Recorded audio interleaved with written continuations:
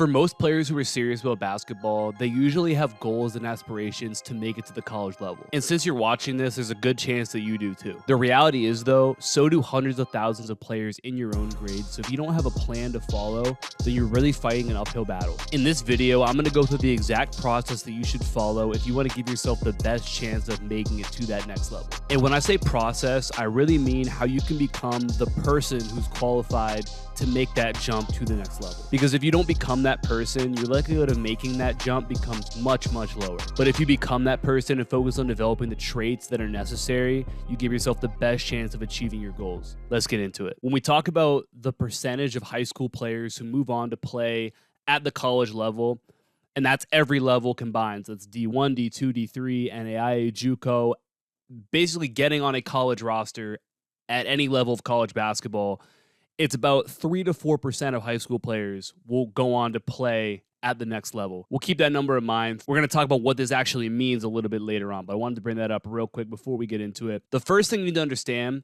when we talk about the process to follow becoming the player who's qualified to make that jump is that you have to be great at something. To get to the next level, you have to excel at something that's going to be valuable to a team at that next level right there.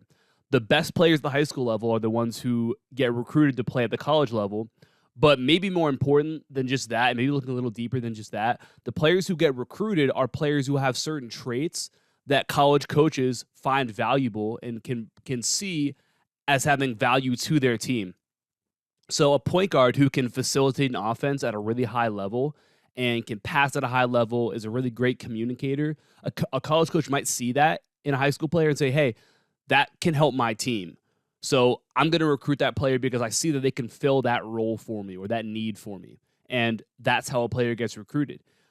And if you're an athletic wing defender who can guard multiple spots, a college coach might see that and say, hey, that player would fit in well with our defense. And that's a need that we might have for this coming cycle here. So we're going to recruit that player.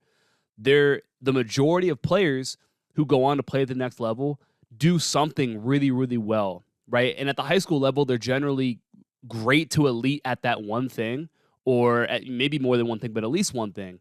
They're great to elite at that. And because of that, that's where they can add value at the next level right there.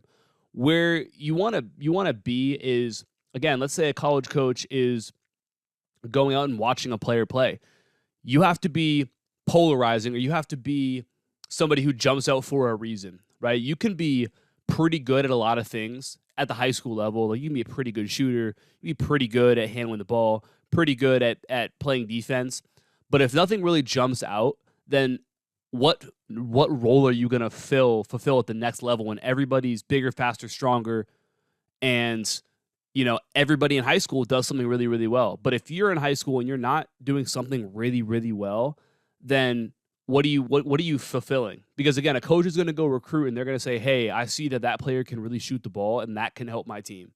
Or that player can really facilitate an offense. That player can really rebound well. And I see how that translates. So your goal has got to be, I need to make sure that I do something really, really well, because that's what's going to get you in a position where a college coach looks at you and says, hey, that is something that can apply to my team, that can help my team. And we're going to talk in a second. I'm going to give you a list of some traits that you can focus on.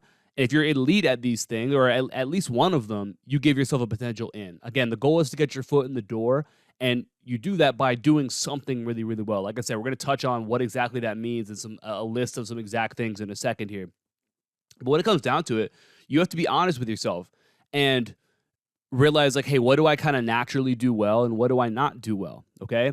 If you're 6'1", maybe at the level you're at in high school, you rebound really, really well, and that's like your best thing. But at the college level, where everybody's bigger, faster, stronger, that rebounding might not be as translatable.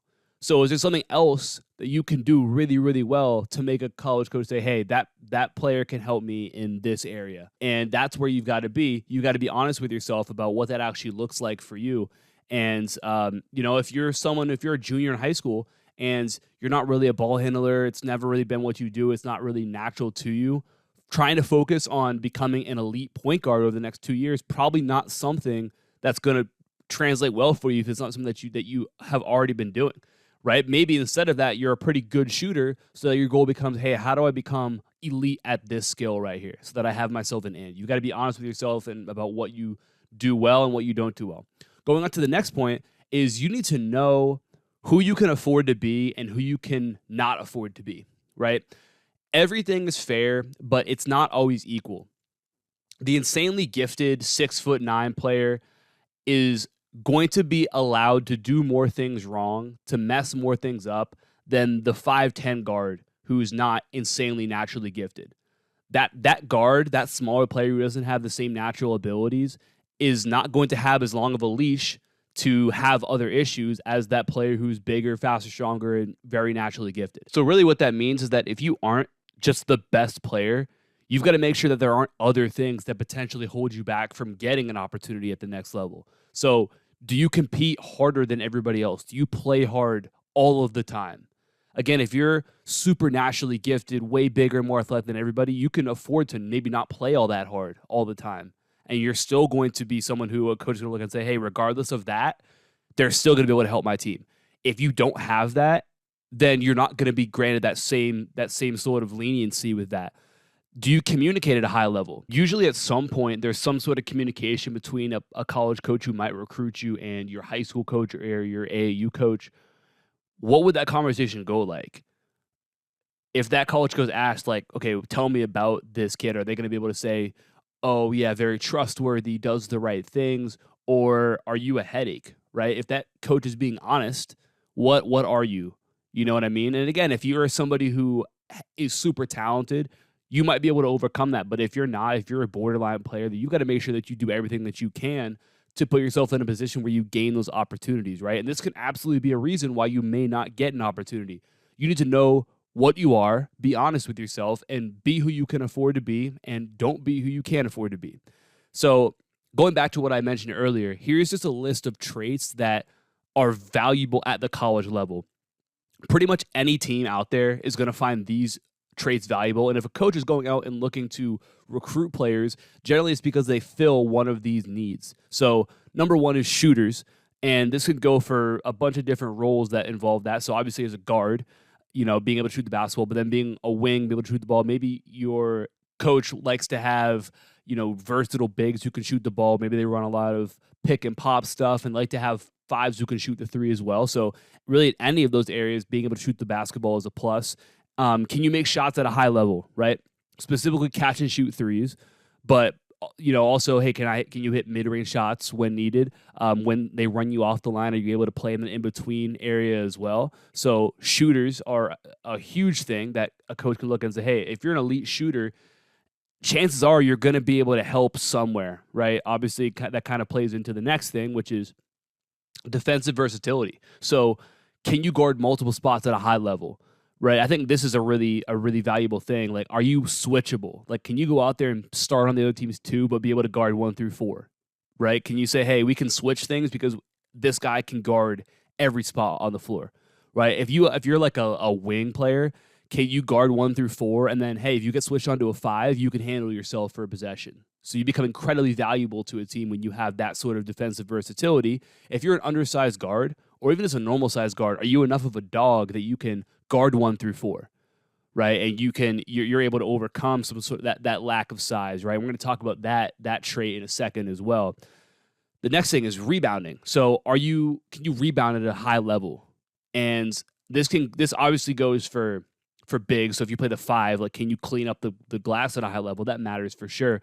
But even as a guard, like, if you're a really, really good rebounding guard, and let's say, for example, you have another trait that you're really good at, maybe you're a great facilitator, which we'll talk about in a second here, or you're a great shooter, but you also are super high motor and you pull a lot of boards, that's huge because now all of a sudden you're gaining extra offensive possessions with offensive boards, or you're helping to finish possessions and take away possessions and shot opportunities from the other team by pulling defensive rebounds. And rebounding is such a huge thing, regardless of position. But if you can add this as like an additional trait, if you're a guard or a wing player, that's a huge thing to have as well. But rebounder, that's the next thing. And then kind of going alongside that, sort of, is having inside presence. So the ability to protect the rim, right? If you're a 5 especially, can you guard the other team's 5? Can you guard other good 5s at the college level and not need help? Can your team say, hey, you can throw the ball into your 5 against our 5, and our 5 is going to be able to handle themselves in there. We're not going to have to send stunts or doubles or any of that sort of stuff because we have a good enough 5 that they're going to be able to get stops by themselves on an island. Because what it's going to do is it's going to allow your teammates to not have to help off of their guys quite as much, meaning we take away those opportunities for easy kickouts and difficult closeouts that lead to, drives and all that sort of stuff. So are you able to win that one-on-one matchup inside as that 5? And then going along with protecting the rim too, is like, if you are someone who's a great rim protector, it allows your defense and your teammates to be much more to take much more risks and be much more aggressive on the perimeter. They can hunt double teams more often. They can go for, steals more often. They can jump past lanes more often because they know that if we get beat, we have somebody back there who can help us, who can protect the rim, right? Who, even if they beat us, they have to go finish over that guy. And that's a tough thing for them to do. So when you have a player like that, it completely changes how you can defend. So having an inside presence is such a big thing and such a valuable trait as well. Going with that, I kind of mentioned it already, but facilitator. So can you create for others? Are you able to lead and communicate at a high level? Can you bridge that gap between the coach and your teammates on the floor? Can you be that in between?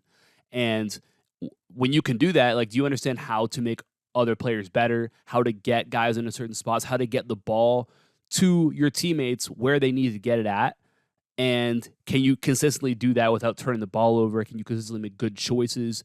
That's a very valuable role, obviously, in the game of basketball as well. And then the last one that I want to talk about is probably the most, maybe the first one you might think of, but by far the least common at this level, and that's just a bucket getter. So somebody who can say, hey, we need 20 from you, and they're going to give you 20. And no matter how the defense plays them, they're going to go, and they can score from wherever, whenever. It doesn't matter how you guard them. Those are very valuable players at the college level as well. I say that last because it's the least common, right? The majority of players who watch this are not going to be this.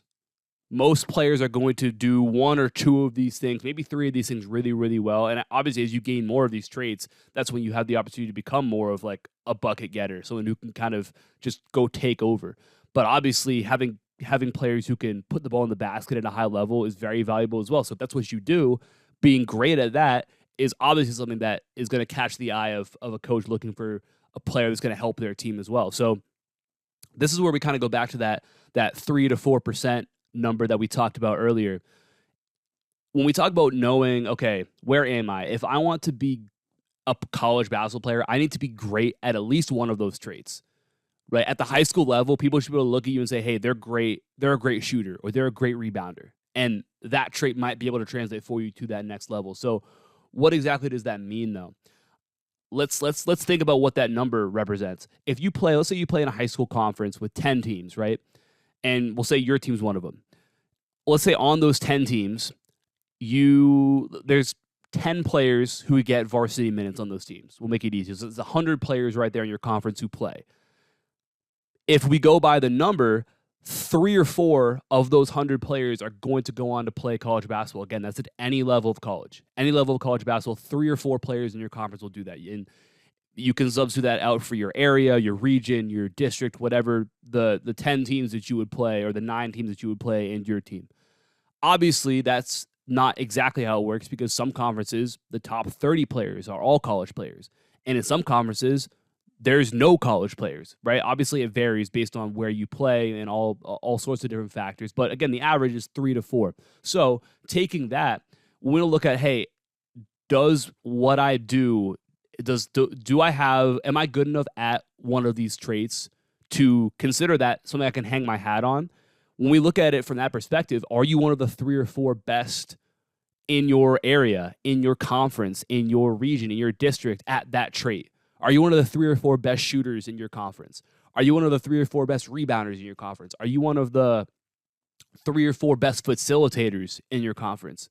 Are you one of the 3 or 4 best inside presences in your conference, in your district, whatever? And chances are, if you can say yes to that, then you probably have a trait that will translate. And if you can't say yes to that, then that lets you know that you need to focus on becoming better at that area, right? Whatever, again, being honest with yourself, saying, hey, this is what I already kind of do well, and doubling down on that and becoming great at it. Again, there's no use in being okay at a bunch of different things. You've got to be great at least one thing. And when we say great, we really mean, hey, am I one of the 3 or 4 best in my area at this, or in my league at this? And if you really want to ensure that that's something that catches people's attention, that's what you've got to focus on being. That's where you've got to get that ability too. And the last thing I want to mention, I kind of talked about this already, but when we look at it and we look at the college players out there who get playing time, this is at every level, D1, D2, D3, NAIA, JUCO, the players who play, right, on half-decent teams or good teams, right? The players who are actually getting playing, because there's plenty of players on college rosters out there who are not very good. Just straight up not very good players, right?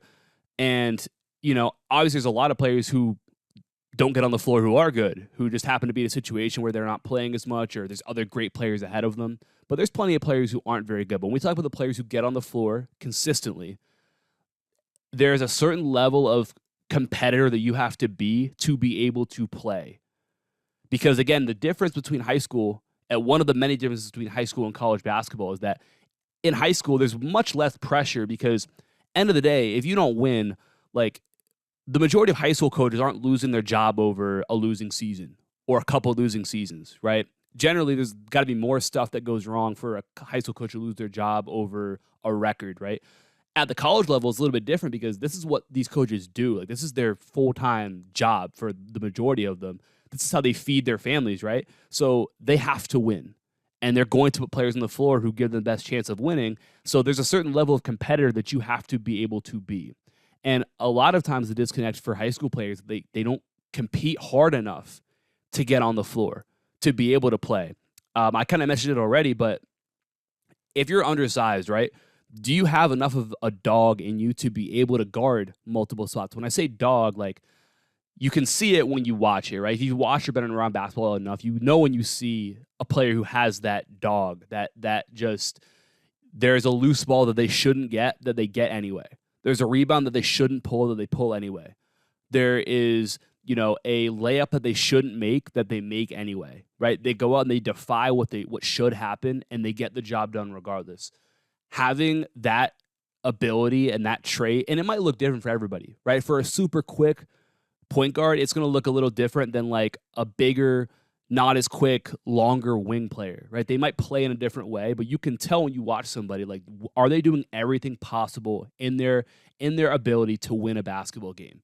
And that's a huge disconnect for a lot of high school players. They don't play nearly hard enough to be able to say, yes, I have that ability. And again, a college coach should look at you and say, that player doesn't play hard enough.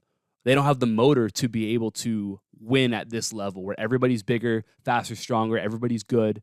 And you're not going to recruit a player who you don't think is going to help you win games. And at the end of the day, if you can't compete hard enough, then again, you're not going to win. You're not going to be very good. So on top of the traits, right, can you look at yourself and say, okay, again, am I one of the 3 or 4 best competitors in my conference, in my area, in my district, whatever the case may be?